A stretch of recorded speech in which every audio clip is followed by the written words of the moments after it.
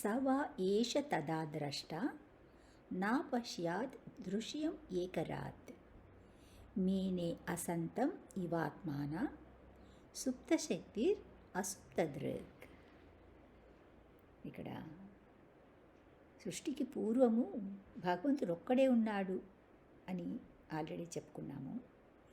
ఏకరాట్ అంటే నిర్వివాద యజమాని, అన్డిస్ప్యూటెడ్ ప్రాపరేటర్ అన్నమాట. ఆ సమయంలో భౌతిక శక్తి సుప్తావస్థలో ఉంది, అంటే అవ్యక్తంగా ఉంది. అంతరంగ శక్తి మాత్రం అసుప్తావస్థలో ఉంది, అంటే వ్యక్తమై ఉంది. సుప్త శక్తి అంటే భౌతిక శక్తి, అంతరంగ శక్తి, ఈ రెండింటితో కూడినటువంటి సమస్త సృష్టికి కూడా ఎటువంటి సందేహాలు విభేదాలు లేకుండా భగవంతుడే ద్రష్ట అయి ఉన్నాడు, సియర్. సో ద్రష్ట అంటే చూసేటటువంటి వాడు. ఆ దృష్టి చాలా దీర్ఘమైంది, జ్ఞానంతో కూడి ఉంది. కేవలం ఆయన తన దృష్టిని సారించటం వల్లనే మహత్తత్వము అజిటేట్ కావడం జరిగింది, అంటే కలవరపడడం జరిగింది. భగవంతుడి బహిరంగ శక్తి అప్పుడు యాక్టివేట్ అవుతుంది, మెటీరియల్ మేనిఫెస్టేషను అది సిద్ధపడుతుంది అన్నమాట. దయచేసి కన్ఫ్యూజన్ లేకుండా అర్థం చేసుకోండి. ఎవరి చూపు మాత్రం చేత సృష్టి సంభవిస్తుందో ఆ పరమద్రష్ట మాత్రమే ఒక్కడే ఉన్నాడు. దేనిపైన దృష్టి సారించాలో ఆ బాహ్యశక్తి ఉనికి అప్పటికి లేదు.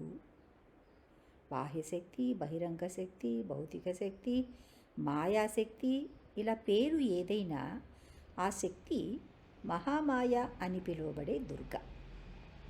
ఈమె భౌతిక జగత్తులో ఉన్న జీవులను త్రిగుణాలతో ప్రభావితం చేసి నడిపిస్తూ ఉంటుంది. జీవులందరూ భగవంతుడి కుక్షలో నిద్రావస్థలో ఉన్నప్పుడు బహిరంగ శక్తి కూడా సుప్త స్థితిలో ఉంటుంది. యోగమాయాదేవిగా పిలువబడే భగవంతుడి అంతరంగ శక్తి ఆయనలాగానే ఎప్పుడు కూడా జాగ్రత్త అవస్థలో ఉంటుంది. గోలోక వృందావనము నిత్యము శాశ్వతము అయిన ధామం కావటం వలన ఒకప్పుడు అది నశించిపోతుందని కానీ తిరిగి సృష్టించబడుతుందని కానీ జరగదు. భగవంతుడి ధామము, భగవంతుడి నిత్య సహచరులు, మొత్తం ఆయన పరివారం అంతా, అంటే పెరఫర్నాలి అంటాం కదా, నిరంతరం కొనసాగుతూనే ఉంటుంది. ఈ శ్లోకంలో ఒక సొగసు ఉంది.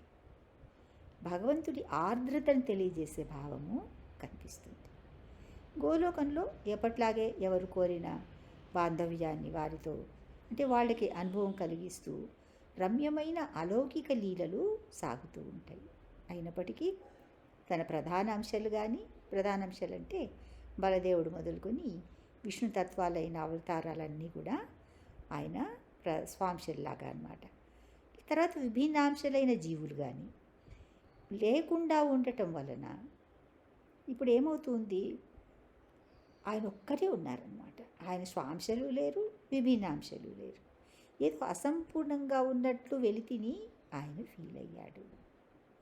ప్రభుపాద తమ వ్యాఖ్యానంలో భార్య లేనప్పుడు ఒంటరితనాన్ని అనుభవించే భర్తలాగా భగవంతుడు ఆ వెలితిని అనుభవించాడు అని రాశారు. ఏదో పొయిటిక్గా అటువంటి ఉపమానాన్ని ఇచ్చారు, కానీ పరిపూర్ణుడైన భగవంతుడి విషయంలో అసంపూర్ణం అనే పదానికి తావులేదు. అసలు కారణం ఏంటి అంటే, జన్మజన్మలుగా భవసాగరంలో మునిగి తేలుతూ అనేకమైన రూపాలు ధరిస్తూ ఉన్న బద్ధజీవులు ప్రస్తుతం నిద్రాణంగా ఆయనలోనే ఉన్నారు. వాళ్లకు మరొక అవకాశం ఇవ్వటం కోసము ఆయన భౌతిక జగత్తును సృష్టించాలి అని అనుకున్నారు. దేనికి అవకాశము? బ్యాక్ టు గాడ్ హెడ్, తిరిగి వెళ్ళటానికి. ఆయన ఒక్కరే ఈశ్వరుడు, పరమప్రభువు, తక్కిన వాళ్ళందరూ సేవకులు అని ఆయన దివ్యమైన స్థితిని బట్టి అంటున్నాం. ఏకలా ఈశ్వర కృష్ణ ఆరా సభృత్య. కానీ పరమ కరుణాసాగరుడైన భగవంతుడు తనలోని అంశులైన జీవులను సేవకులుగా కాకుండా తన బిడ్డలుగా భావిస్తున్నాడు.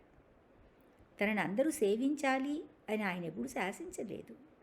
కేవలం సేవకులుగా చూసి ఉంటే తన పట్ల అవిధేయతను ప్రదర్శించి దూరంగా వెళ్ళిపోయినటువంటి జీవుల కోసము వెలితిని ఫీల్ అయ్యేటటువంటి అలా కావడం జరగదు కదా. వాళ్ళు లేకపోయినా ఆయనకు సేవకులకి ఏమైనా కొరత అంటే లేదు. కంటి చూపుతోనే విశ్వాలను సృష్టించగల మహా తేజస్వికి తలుచుకుంటే 1,000,000 మంది సేవకులు రారా?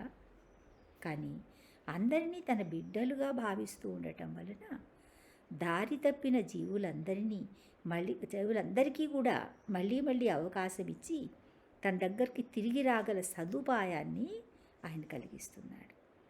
తల్లిదండ్రులకు ఎంతమంది సంతానమున్నా అందరిపైన సమానమైన ప్రేమ ఉంటుంది. అయితే పిల్లలందరూ ఒకేలా ఉండరు.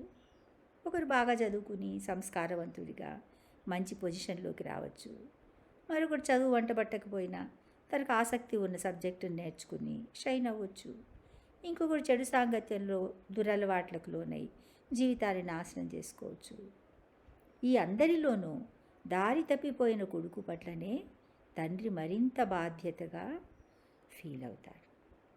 ఎలాగైనా సక్రమమైన మార్గంలోకి తెచ్చి మంచి వ్యక్తిగా మార్చాలి అని తపన పడతాడు.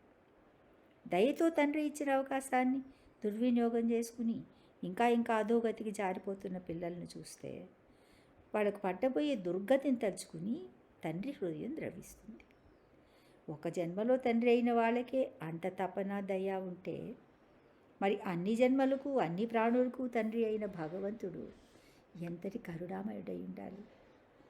అందువల్లనే తమ గత జన్మల కర్మలతో పాటు తన కుక్షిలో నిద్రావస్థలో ఉన్న జీవులు వారి సుఖదుఖాల అనుభవం కోసం భౌతిక జగత్తును సృష్టించటము జరిగింది. సుప్తావస్థలో ఉన్న జీవులతో పాటు వారిని నడిపించవలసిన బాహ్యశక్తి కూడా సుప్త స్థితిలోనే ఉంది.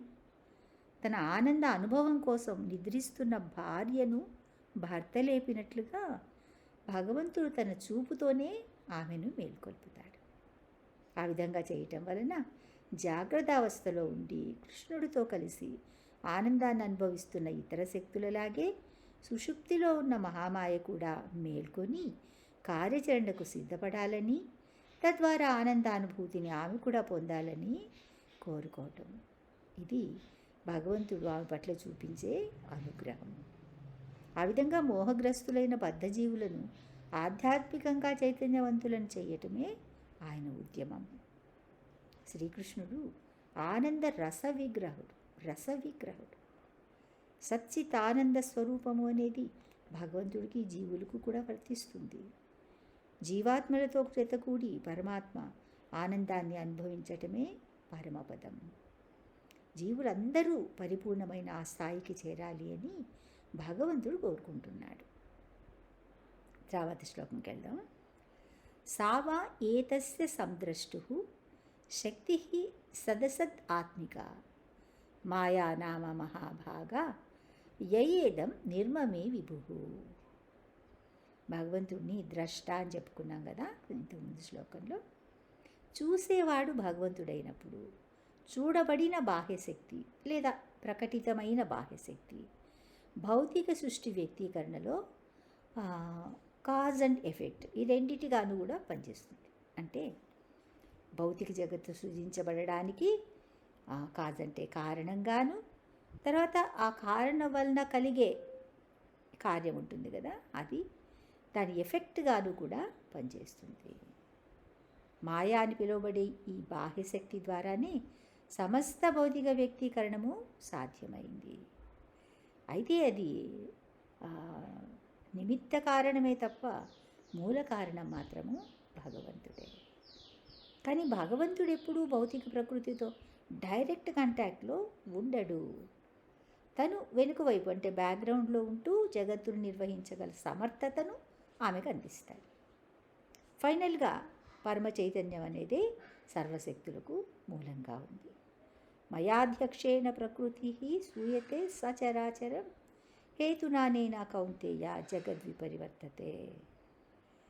దేవదేవుని హస్తం పనిచేస్తూ ఉండటం వలన, అంటే ఆయన ఇన్వాల్వ్ అయి ఉండటం వలన ఈ భౌతిక ప్రపంచంలో జరుగుతున్నవన్నీ కూడా చాలా సిస్టమాటిక్గా ప్లాన్డ్గా ఏర్పడినట్లుగాను ఇంకా నియమిత రూపంలో తయారైనట్లుగాను కనిపిస్తుంది. రైలు బండిని చూస్తే ఒక భోగిని మరొక భోగి లాక్కుని వెళ్ళినట్టుగా కనిపిస్తుంటుంది. చివరికి అన్ని భోగీలను ఇంజన్ లాగుతూ ఉంది. ప్రతిదానికి ఇమీడియట్ కాజ్ అని, ఒరిజినల్ కాజ్ అని రెండు ఉంటాయి.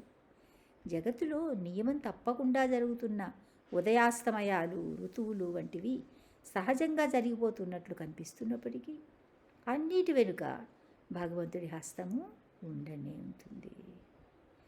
దీని పట్ల అవగాహన లేకపోవటం వలన మనం చాలా సులభంగా న్యాచురల్గా ఉంది అనేస్తూ ఉంటాం. ప్రకృతిలో సొగసులు శోభాయమానంగా ఉన్నా అనుకోని విపత్తులు, అవాంఛితమైన ఉపద్రవాలు ఏవైనా అంటే ప్రకృతి వైపరీత్యాలు అంటాం కదా, అవి వస్తూనే ఉంటాయి. చాలా అందంగా ఉంది ప్రకృతి నిజంగానే, కానీ సడన్గా ఇటువంటి వైపరీత్యాలు కూడా సంభవిస్తాయి. వీటన్నిటినీ భగవంతుడు ఎందుకు చేస్తున్నాడు, లేదు ఎందుకు చేయిస్తున్నాడు? ఈ రెబెలియస్గా అంటే తిరుగుబాటి ధోరణిలో ఉన్నటువంటి జీవాత్మలకు ఆధ్యాత్మిక అవగాహన కలిగించడం కోసం చేస్తున్నాడు. అయితే దేవదేవుడే ఆధ్యాత్మిక అనుభూతికి చర్మగమ్యం అనే జ్ఞానాన్ని పొందడము అంత సులభం కాదు. బహూనాం జన్మనామంతే జ్ఞానవాన్ మాం ప్రపద్యతే వాసుదేవ సర్వమితి స మహాత్మ సుదుర్లభ. కృష్ణుడే అంటున్నాడు. లౌకిక విషయాల పట్ల ఆసక్తిని వదిలిపెట్టడం చాలా కష్టం. ఆ ప్రయత్నంలో ఎవరో కొందరు మాత్రమే అరుదుగా సక్సెస్ అవుతుంటారు.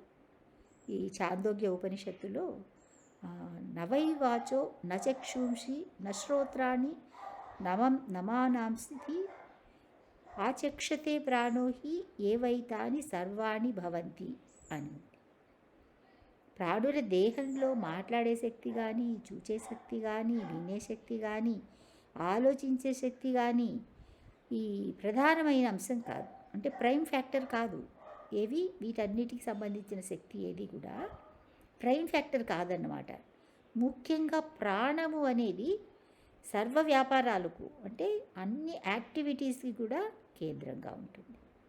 అదేవిధంగా దేవదేవుడైన కృష్ణ భగవానుడే అందరిలోనూ అన్నిటిలోనూ ముఖ్యమైన వ్యక్తిగా ఉన్నారు. ఈ అంశాన్ని గుర్తించడానికి అనేక జన్మలు పట్టొచ్చు, లేదా ఒక క్షణంలో కూడా ఆ రియలైజేషన్ కలగవచ్చు. పరమజ్ఞాని విశుద్ధ భక్తుడు అయిన సద్గురువును ఆశ్రయించినప్పుడు గుహ్యమైనటువంటి ఈ జ్ఞానము తేట తెల్లమవుతుంది. కురుక్షేత్ర రణరంగంలో అర్జునుడు దేహ పరిధిలో ఉన్నంత వరకు దేహానికి సంబంధించిన విషయాలకే ప్రాముఖ్యత ఇచ్చాడు. అయితే పరమ గురువుగా కృష్ణుని ఆశ్రయించి పరమ జ్ఞానాన్ని స్వీకరించిన తర్వాత ఆయనను ఆదిదేవుడిగా, సర్వపోషకుడిగా, సర్వకారణ కారణుడిగా కీర్తించాడు. నమః పురస్తాద్ అత పృష్ఠతస్తే నమోస్తుతే సర్వత ఏవ సర్వ అనంతవీర్యామిత విక్రమస్త్వం సర్వం సమాప్నోషి తతోసి సర్వ. ఇక్కడ అనంతవీర్య అమిత విక్రమ అని అర్జునుడు కృష్ణుణ్ణి కీర్తించాడు. సకల శక్తులకు పరాక్రమాలకు ప్రభు అయిన నీవు సర్వవ్యాపకుడివి. అటువంటి నీకు ముందు వెనుక అన్ని వైపుల నుండి నమస్కారములు అర్పిస్తున్నాను. విష్ణు పురాణము కృష్ణుడి ఆధిపత్యాన్ని గురించి యోయం తవాగ్వతో దేవ సమీపం దేవతాగణ సత్వం ఏవ జగత్ స్రష్ట యత సర్వగతో భవాన్ అని చెప్తుంది. ఓ దేవదేవ, నీ ఎదుటికి వచ్చేవాడు ఎంత గొప్ప దేవత అయినా సరే నీ చేత సృజించబడినవాడే. కనుక అసలైన సృష్టి భగవంతుడు చేశాడు. సబ్ క్రియేషన్ని బ్రహ్మ చేస్తున్నాడు. పునః చర్విత చర్వణానాం అన్నట్లుగా జీవులు మళ్ళీ మళ్ళీ పుడతారు, మరణిస్తూ ఉన్నారు. నిజానికి జీవి భగవంతుడి ఉత్తమ ప్రకృతికి చెందినవాడు అయినప్పటికీ అనాది కాలంగా భౌతిక ప్రకృతితో సంబంధం కలిగి ఉన్నాడు. ఆత్మను అంటే ఆత్మకు తొడుగులాగా ధరించేటటువంటి, తాత్కాలికంగా ధరించేటటువంటి ఈ భౌతిక దేహము వివిధ రకాలైన కర్మలకు, వాటి ఫలాలకు కారణమవుతుంది. ఎందుకంటే దేహానికి సంబంధించిన స్వభావాన్ని బట్టి వ్యక్తులు పనులు చేస్తూ ఉంటారు. భౌతిక దేహానికి అధిపతి అయిన ఆత్మ జీవుల కర్మలు సృజించటం లేదు. నకర్తృత్వం నకర్మాణి లోకస్య సృజతి ప్రభు. కర్మను చేయమని ప్రేరేపించటం లేదు. నా కర్మఫల సంయోగం స్వభావస్తు ప్రవర్తతే. కర్మల ఫలాన్ని కూడా తయారు చేయటం లేదు. ఇవంతా కూడా భౌతికమైన గుణాల చేత చేయించబడుతూ ఉన్నాయి. అయినప్పటికీ జీవి బద్ధ స్థితిలో ఉండటం వలన తనే దేహము అనే భ్రాంతితో దేహం చేసేటటువంటి కర్మఫలాన్ని అనుభవిస్తుంది. ఎందుకంటే జన్మజన్మలుగా కొనసాగుతున్న అజ్ఞానమే దేహం యొక్క బాధకు దుఃఖానికి కారణం. అసలు సంగతి ఏంటంటే బాధ కానీ దుఃఖం కానీ శరీరం అనుభవించటం లేదు. లోపల జీవాత్మ ఉన్నంత వరకే ఇవన్నీ ఈ బాడీ యాక్టివిటీస్ ఉన్నాయి కదా, వీటి నుంచి బయటికి రాగానే ఆటోమేటిక్గా వాటి ఫలాల నుంచి బయటకు వచ్చేస్తుంది. సముద్రపు తరంగాలపైన పడుతూ లేస్తూ జీవితం కోసం పెరుగులాడడంలో అర్థం లేదు. ఎందుకంటే సముద్ర పలలకు ఇంటికి పైకి అలా ఊగుతూనే ఉంటాయి. వాటిపైన ఎంత మాత్రము నిగ్రహించే అధికారం ఎవరికీ ఉండదు. మరి పరిష్కారం ఏంటి అంటే నీళ్ళలోంచి బయటపడాలి. అదేవిధంగా భవసాగరంలో తలమునకలవుతున్న జీవులు దివ్యమైన కృష్ణ చైతన్యాన్ని తీసుకోవాలి. అప్పుడు సముద్రమంత సంసార క్లేశాలు ఆవుదూడ గిట్ట వలన ఏర్పడే చిన్న గుంటలాగా ఎంతో సులభంగా దాటడానికి వీలవుతాయి. ఈ జ్ఞానం అద్భుతమైంది, ఆశ్చర్యకరమైంది. భగవంతుడి సృష్టి ఎంత పర్ఫెక్ట్గా ఉంటుందంటే దాన్ని ఎవరూ అనుకరించడానికి సాధ్యం కాదు. బ్రహ్మదేవుడు 14 భువనాలతో కూడిన భౌతిక జగత్తు సృష్టికర్త. ఊర్ధ్వలోకాలు, మధ్యలోకాలు, అధోలోకాలతో కూడిన జగత్తులో కృష్ణుడి ఆదేశం ప్రకారం లోకాలు, లోకపాలకులు, ఆయా లోకాల్లో జీవించే వివిధ రకాల జీవులు వారి వారి గత జన్మల పాప పుణ్యాలను కర్మలను అనుసరించి వాళ్లకు ప్రొవైడ్ చేయబడ్డాయన్నమాట. సృజించటం అనేది ఆషామాషి పని కాదు. మన శాస్త్రజ్ఞులు కూడా సృష్టిస్తున్నారు, క్రియేషన్ చేస్తారు కదా. భగవంతుడు ఇచ్చిన విజ్ఞానాన్ని లోక కళ్యాణం కోసం కాకుండా విధ్వంసానికి హెల్ప్ అయ్యేలాంటి అణుబాంబులు తయారు చేయటంలో వాళ్ళు దాన్ని ఆ శక్తిని రాత్రింబవళ్ళు వాటి కోసం కష్టపడుతున్నారు అన్నమాట, వాటి కోసం ఉపయోగిస్తున్నారు. నిస్సందేహంగా వాళ్ళు కనిపెట్టిన నౌకలు, విమానాలు, రైళ్ళు వంటి రవాణా సౌకర్యాలు, ఫోన్లు, మొబైళ్ళు, టీవీలు, వీటి ద్వారా ప్రపంచంలో ఎక్కడున్నా కమ్యూనికేట్ అయ్యేటటువంటి అవకాశాలు, వీటన్నిటినీ అభ్యుదయంగానే చెప్పాలి. తప్పనిసరిగా శాస్త్రజ్ఞులు ఇవన్నీ కనిపెట్టారు. ఎందుకంటే ఇవన్నీ కృష్ణ చైతన్యాన్ని వ్యాపింపచేయటానికి ఉపయోగించబడ్డాయి. ఇదంతా భగవంతుడి సంకల్పం ప్రకారం ఆయన ఉద్యమం ముందుకు సాగడం కోసమే జరిగింది. లేదంటే ఎన్నో వందల సంవత్సరాలుగా సాధ్యపడని సైంటిఫిక్ ప్రగతి అనేటటువంటిది 200 సంవత్సరాల టైంలో, అంటే ఆ గ్యాప్లో జరిగిపోయింది. ఎప్పటిదో కాదు, 40-50 ఏళ్ల ముందు కూడా ఎన్నో గ్రామాలు ఎలక్ట్రిసిటీస్ లేకుండా ఉన్నాయి. కిరోసిన్ బుడ్డీలు, ల్యాంపులతో జీవించారు. సడన్గా సైన్స్ ఎంత పురోగతి చెందిందంటే శాస్త్రజ్ఞుల మేధస్సు ఒక్కసారిగా ఫ్లరిష్ అయినట్లయింది. నమ్మశక్యం కానంత ర్యాపిడ్గా అన్నీ వెలుగులోకి వచ్చేసాయి. ఏ విధంగా అయితే భౌతిక ప్రకృతి అన్నీ నిర్వహిస్తున్నట్లు కనిపిస్తున్నప్పటికీ భగవంతుడు వెనుక నుండి నడిపిస్తూ ఉన్నాడో, అదేవిధంగా శాస్త్రజ్ఞులు ఎన్నో కనిపెడుతున్నట్లు అనిపిస్తున్నప్పటికీ దానికి కావలసిన మేధస్సును భగవంతుడు ఇస్తున్నాడు. అయితే శాస్త్రజ్ఞులు మాత్రం మేమే క్రియేటర్స్, వీఆర్ ద క్రియేటర్స్ అని అహంకారాన్ని ప్రదర్శిస్తూ ఉంటారు. వాళ్ళు దేని సృష్టించినా అది ఆల్రెడీ ఉనికిలో ఉన్నదానికి నకలు, అంతే, ఒరిజినల్ కాదు. సహజంగా పుష్పించిన పువ్వులు ఎంతో అందంగా వివిధ వర్ణాలతో కనువిందు చేస్తాయి. అచ్చం వాటిలాగానే ఆర్టిఫిషియల్ ఫ్లవర్స్ కూడా తయారు చేయొచ్చు, చేస్తున్నారు కూడా. ఏవి నిజమైనవో తెలియనంతగా మన కళ్ళు మనల్ని మోసం చేయొచ్చు. కానీ ప్రతి చిన్ని గడ్డి పువ్వుకు కూడా ప్రత్యేకమైన ఒక అరోమా, ఒక ఫ్రాగ్రెన్స్ ఉంటుంది. సహజమైన ఆ సువాసనను తలకిందులు తపస్సు చేసినా ఎవరూ తెప్పించలేరు. అదేవిధంగా సామర్థ్యంతో కూడిన రోబోట్లని సృష్టించి వివిధ రకాల పనులతో ఉపయోగిస్తున్నారు. ప్రాణం లేని మిషన్లు మనుషులు వాళ్ళు తయారు చేయొచ్చు. కానీ ప్రాణంతో ఉన్న ఒక్క జీవి, కనీసం దోమ ల్యాబ్లో సృష్టించమనండి చూద్దాం, వాళ్ళ వల్ల కాదు. భగవంతుడు పరిపూర్ణుడు కావటం వలన ఒక అల్పమైన దోమను సృష్టించడంలో కూడా పరిపూర్ణత కనిపిస్తుంది. అంత చిన్న కీటకం కదా అది. దాని రెక్కలు ఎగరడంలో దాని వేగము, అసలు ల్యాబ్లో బ్లడ్ ఇవ్వడానికి వెళ్తే వాళ్ళు మొదట చేతికి ఒక బెల్ట్ టైట్గా వేసి పిడికిలు బిగించమని చెప్పి అప్పుడు నరం పైన గుచ్చి బ్లడ్ తీస్తారు. దోమకి ఇవేం అవసరం లేదు. అది సెకండ్లో 10వ వంతు చాలు, టక్కును గుట్టేస్తుంది, రక్తం లాగేస్తుంది. ఎక్కడ కుడితే రక్తం దొరుకుతుందో తనకు బాగా తెలుసు. అది భగవంతుడి క్రియేషన్ అంటే. ఒక బిడ్డకు జన్మని ఇయ్యాలి అంటే తండ్రి నుంచి బీజం కావాలి. అందరికీ తెలిసిన సత్యం ఇది. అయితే తండ్రి నుంచి స్పర్మ్, తల్లి ఊంబు, అక్కడ ఫామ్ అయ్యే ఆ ఇంగ్రీడియంట్స్ ఇవన్నీ పర్ఫెక్ట్గా ఉన్నా కూడా కృష్ణుడి శాంక్షన్ లేకపోతే ఏది జరగదు. ఈ విషయాన్ని పర్పోర్ట్ చివరి పేరాలో వివరించారు. భౌతిక ప్రకృతికి చెందిన సమస్త శక్తులలోనూ అల్టిమేట్గా భగవంతుడి హస్తమే పనిచేస్తూ ఉంది. కేవలం ఈ కారణం చేతనే ప్రపంచంలో అన్నీ నియమబద్ధంగా అరేంజ్ చేసినట్లుగా అంతా ఒక ప్లాన్డ్గా జరుగుతున్నట్లుగా కనిపిస్తుంది అన్నమాట. తర్వాత చెప్పుకుందాము దీని గురించి.